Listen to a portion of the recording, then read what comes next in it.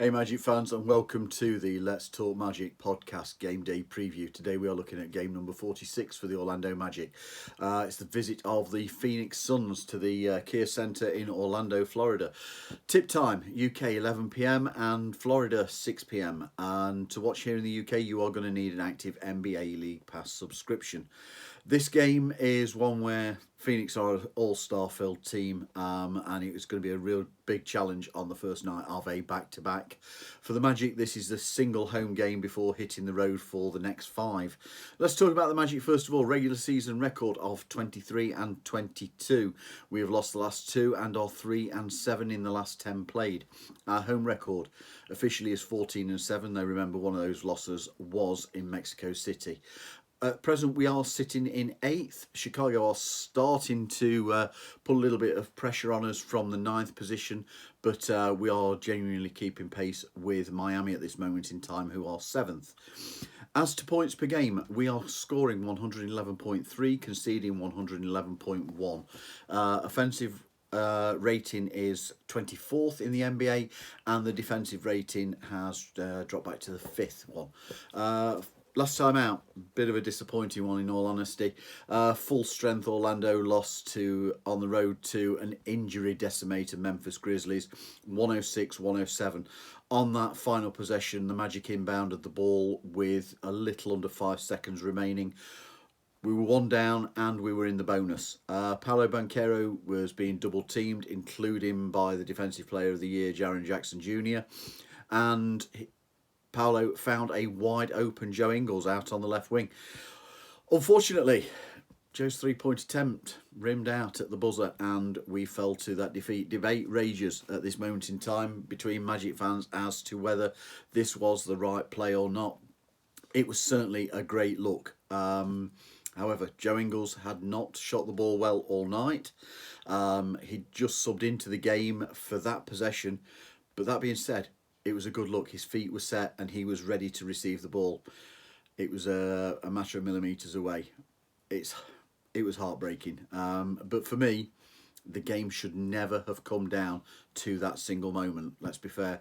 It was a familiar refrain of missed free throws, too many turnovers, too many empty possessions, and again, poor shooting from the 3. We went 9 of 34 in that game. Paolo Banchero, he led the Magic with 27 points, scoring 12 of those 27 points in the 4th quarter. Wendell Carter Jr. scored 20 points on 8 of 9 shooting from the field. Franz Wagner, he put up 18 points. Starting unit was Markelle Fultz, Jalen Suggs, Franz Wagner, Paolo Banchero, and Wendell Carter Jr. From the bench, we saw Anthony Black, Jonathan Isaac, Joe Ingles, Trevelin Queen, Cole Anthony, and Mo Wagner.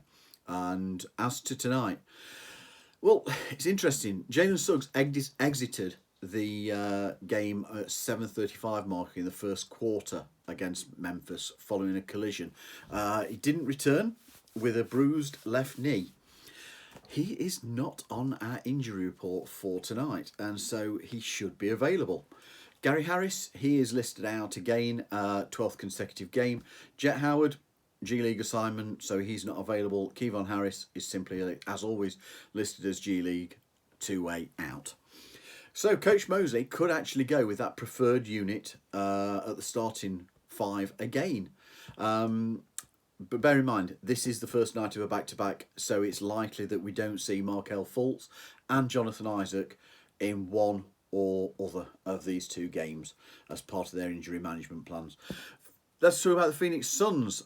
Regular season 26 and 19. They lost their last game and are 7 and 3 in the last 10 played. They are standing 6th in the West, scoring quite freely 116.8 points per game, but they also concede as well 114.5. Rating on offence of 9th in the league, and defensively they are 16th. On the road, they've been quite good. 12 and 8 on their record is this season so far. They've got a familiar face at the helm, our ex-coach Frank Vogel. It's his first year with the team, and as per his style of play, this team are limiting opponent rebounding. They are top 10 in blocks, They get to the free throw line an awful lot, and they shoot it efficiently when they are there. They continue, however, to turn the ball over at quite a high rate, which does lead to scoring opportunities and something that the Magic can hopefully benefit from. Something that is interesting, the Suns do limit opponents' second chance scoring, and they limit it to 13.7 points per game, which is 12th in the league. It's just a shade less than Orlando do. We hold people to 13 second chance points per game, which is 6th in the league. But it's a big thing for Orlando, getting those second chance points. So it'll be interesting to see if we can actually get that normal sort of service in that area tonight. As we said, the Phoenix Suns are absolutely stacked with scorers and star power. Kevin Durant, he is scoring 28.8 points per game.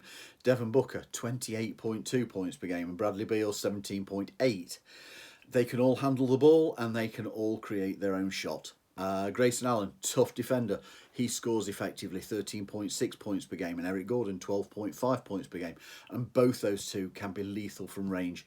Yusuf Nurkic, he is scoring 11.6 points per game.